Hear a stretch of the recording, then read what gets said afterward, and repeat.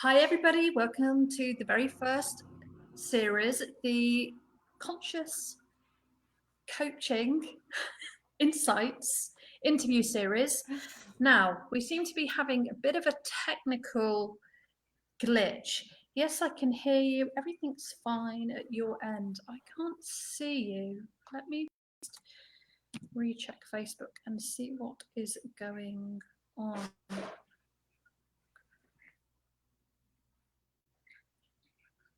Technology.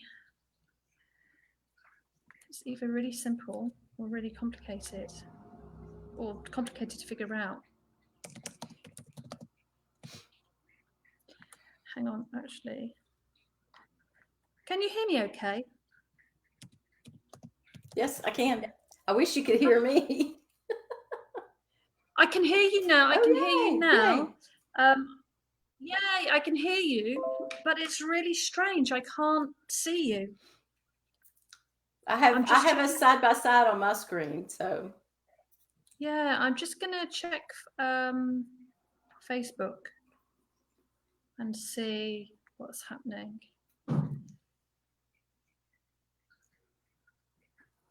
Everything just seems to be running really slowly. It must be at my end. Yes. Oh, okay. I can see you. It's really weird. I can see you on Facebook, but I can't see you on BeLive. That's just very strange. My light is not great, Well, but I'm welcome. here. Oh, don't worry. Lighting, it doesn't have to be perfect. The voice is the most important thing. Hopefully, let me close all this down so it doesn't interfere too much. Well, welcome. You are the first guest for the Conscious Coaching Insights Yay. episode number 1. Yay! Awesome. Thank you so much for joining me. I really appreciate it. Oh, thank you for the invitation. Yeah, you're welcome. We've worked together a couple of times, haven't we? Mm-hmm. We have. On a summit, and then once we did a live day together, which was awesome. So both were, absolutely. Been in one another's universes for a while now, which is awesome. Brilliant. So I have created this Conscious Coaching Insights to really explore and see how other coaches are working consciously within their own practice. So I know that you work with burnt out entrepreneurs and you really work with them to, reignite their passion for their business. So what are some of the common challenges that they experience? Most of the folks that I'm working with their issue is that they are disconnected, they're isolated, they have to work on their own. They're doing everything by themselves. So they're kind of like the jack of all trades, and they're not getting to focus on the thing that they really know how to master. But the real key issue that I'm really dealing with is that feeling of loneliness. And most entrepreneurs would not say, "Oh yeah, I'm lonely in my work." Yeah. But that's the core of what it gets down to. Once people start working together in the mastermind, then what you uncover is that for most solopreneurs and small business leaders, it's an issue of being alone and isolated. Is that what leads them down the road into, well, one of the things that leads them down into the road of burnout? Yes, absolutely. Because a lot of times when we go into business, whether that's coaching or some other business, we do it because we want to do the thing, that one thing that we're driven to do. And we don't realize that in order to be able to do the thing, we also have to do some marketing and some sales and some bookkeeping and administrative tasks. And we got to build a website and all that stuff. So those are the things outside of the tasks, outside of their genius are the things Mm. that lead them to that burnout and being overwhelmed. Yeah, I get that. It's all too familiar, isn't it? I mean, being a coach, being a mentor is one thing, but then when you have to wrap it around and do all the other things as well, it starts to get very heavy. It's the best way I can describe it. Heavy. Yes. Yes. Heavy. What are some of the common unconscious patterns you see people running time and time again that's just kept them in that space of limbo? Um, for most of my folks, it's self-limiting beliefs. Yeah. A lot of times, uh,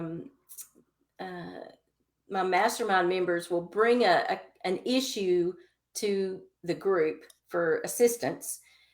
And when we dig down deep into it, what we realize is that the person has a self limiting belief around this thing that they're having trouble doing. And so the biggest unconscious pattern that I see Mm. in the folks that I work with is that idea of self limiting belief or um, negative self talk, that kind of thing. Oh, I know that one well. I know that one well. I And think we I know all do that it. one well. Yeah. Yeah, yeah.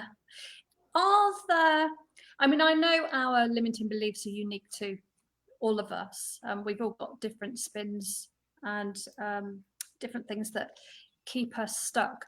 Are there some common ones when you've got a entrepreneur that's running their own business, they're doing everything? Are there some common ones that come up over and over again? Absolutely, there are. I would say the one that I see most often is about time and task management. How do I Right. organize my day? How do I organize my time? What are the best systems to use to help with that? That's probably the number one issue that we see. Another one would be like um, organizing around messaging, kind of your specialty. Like I know what I'm good at, and I know what I want to offer, but I'm not really sure exactly how to message that or how to put that in, the best wording. Um, those are probably the top two: time and task Yeah. management, and then messaging, I think. Yeah. Yeah, I mean, I see that a lot as well.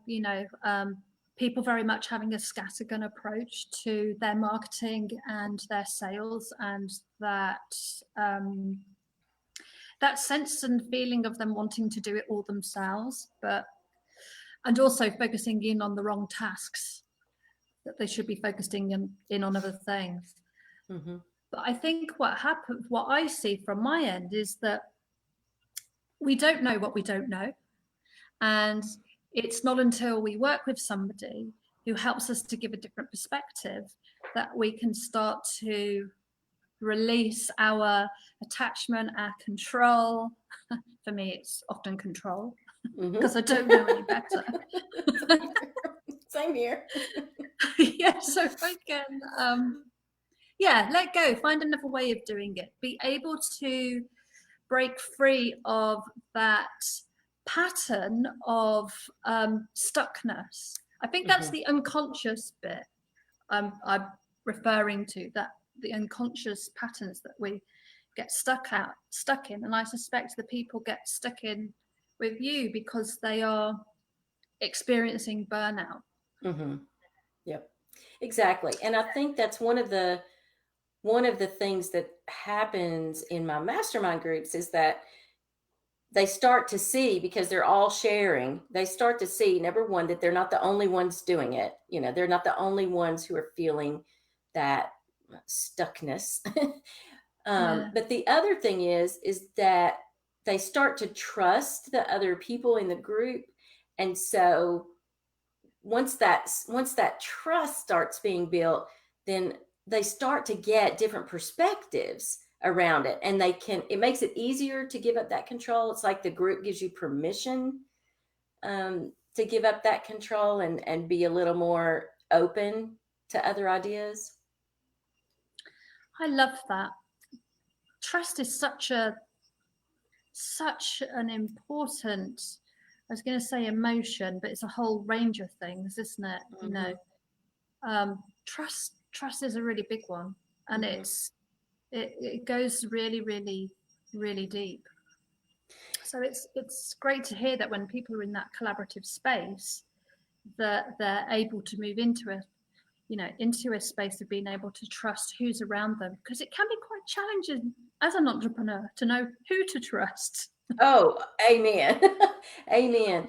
But part of the work that we do is for that purpose. Mm. We use strategies and activities that are designed to help build that trust. And a part of that goes to, one of our core needs for safety.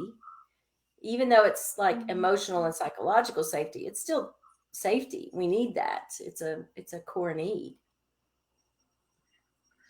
Yeah, that's a really interesting point that you've just raised. It's something that I was thinking about a couple of months ago, then I just stopped. I forgot to think about it anymore. But it's interesting that you say that. It's come up again now for me. That is that bit of the unmet needs in your business. Because a business can't, I don't think, especially when it's going through challenging times. Um, you, as a solopreneur, as the owner of the business, it's really difficult to get all your needs met within the business. So if things are, as I say, going a bit Pete-tong, you're going to have to find ways of meeting those unmet needs outside of the business. Mm-hmm. And I think we forget. I definitely forget. It's only something I realized recently that something wasn't going the way I wanted it to go. And I was realizing that the reason why I was in so much emotional pain was because I had a whole load of unmet needs that weren't being met, which the business couldn't give me because of what was playing out around us. Yeah. Sorry, that's a bit cryptic. but It's a bit but cryptic. it's That's really what's in my true. I head. mean, That's but what's in it's my head. it's really true, because a lot of us, we start our businesses because we're passionate about something. Like Hmm. we're passionate about doing this work, and we think, oh, if I get to do this thing that I'm so passionate about, then I will have some of those, I will be meeting some of my own needs in doing the Hmm. work.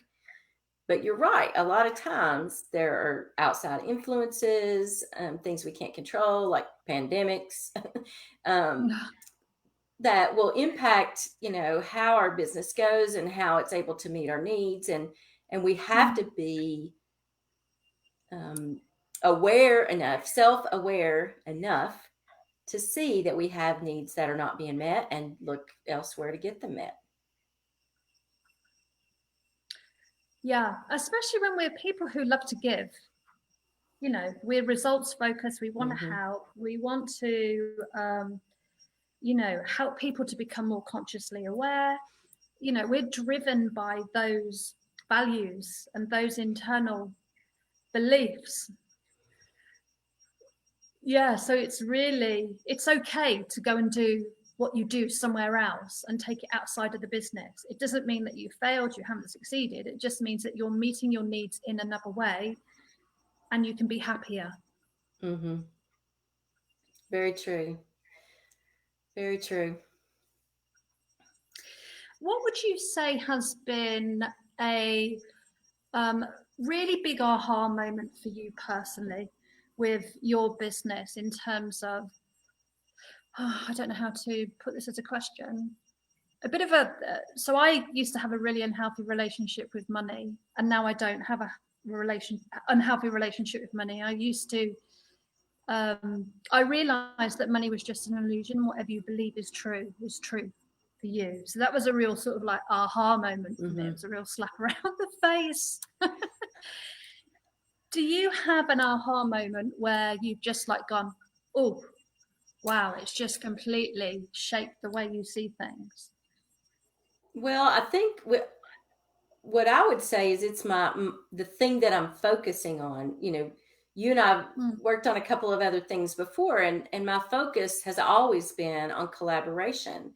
And when I first started my business, I really wanted to teach um, leaders to lead collaboration, and that was kind of my focus, was looking at leadership and teaching leaders to lead that effective collaborative work.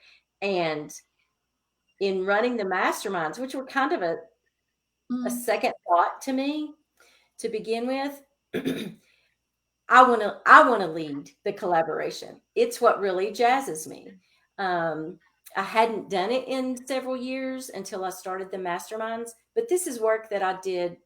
I've done it for years and years and years, and I had forgotten how energizing and how fulfilling it is for me to be the person that does that facilitation. And so it gave me an opportunity to change my focus, and I feel like it happened. My change in focus came about because I had to stay home. I had to stay home, and I had to figure out, how am I going to get my collaborative fix? I need yeah, people. So what am I going to do to make sure that I can get that you know thing that I need so much? And then I was like, oh, Maylee, you forgot. You love this. So it's really helped me to to switch that focus over to running the masterminds. And what I learned is that everybody else that's in my groups is like mm, me. They need the collaboration. They need the different perspective. They need that supportive community. They need that authentic feedback. They need to be able to share their brilliance with other people. Um, and that was my aha. It was like, why did I forget this? Why did I forget that I love to do this? that's brilliant. That's a great aha as well, because Mhm. it means you're really, really connected. Then you just attract more people, more like-minded people who want more of the same. It's funny, isn't it? When we're in business, we look around us at everybody else, and I've done this.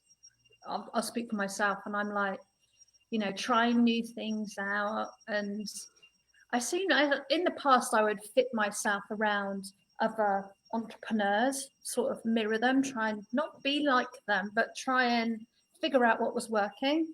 And actually, the thing that works the best is just being yourself, Mhm. making sure you're just yourself. As a not a lifelong entrepreneur, my goal was to figure out how to do something that I loved and not reinvent the wheel in doing it. So you want to take the lead of people who have gone before you and been successful, but at the same Yeah, time still be true to yourself. And so it took me a little bit of time to come around to that aha and go, absolutely, this is what I want to do. yeah, fantastic. Thank you very much for sharing that with us. You're more than welcome. Malene, how can people find you, get hold of you if they want to have the opportunity to connect with you? Absolutely. I have a Turn It Up Consulting Facebook page, and I also have a private group on Facebook. Would love for folks to join. We're the Collaboration Superheroes. Um, you can also find me at turnitupconsulting.com, and my email is just my first name, Maelea, at turnitupconsulting.com. Fantastic. Thank you for sharing that. I'll also put those details below this video as well. And you will also find more information from Malene in the units as well. So that is the end of our very first Conscious Coaching Insights. I hope you have enjoyed it. Thank you for having me, Wendy. You're very welcome. Take care, and I'll speak to you soon. Sounds great. Have a great one. Bye Bye. bye.